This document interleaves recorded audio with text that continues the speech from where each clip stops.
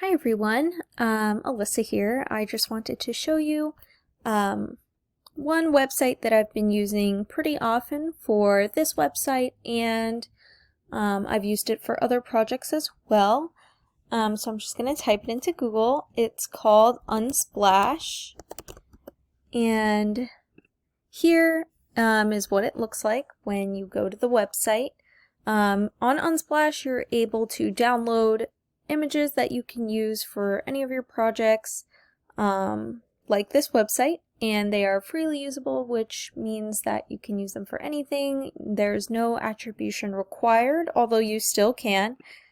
As you can see here, under the Unsplash license, they can be downloaded for free for both commercial and non-commercial purposes, and you don't have to get permission or do attribution, although it is of course appreciated as always.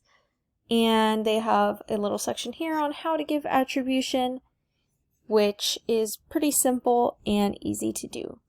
So I'll show you a quick example. So let's say I want to look something up, something like flowers, and I'll look up flowers. We skip the top part since these are premium images that you would have to pay for, but you can scroll through and there are hundreds and hundreds of pictures, thousands really, of flowers on here.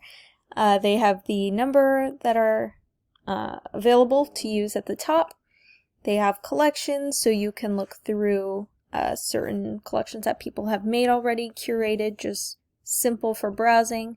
And there's users that have to do with flowers, although that's not what we're looking for. So once you find one that you like, you can simply download it for free, clicking that button, and it will automatically pop up on your computer, which is super cool.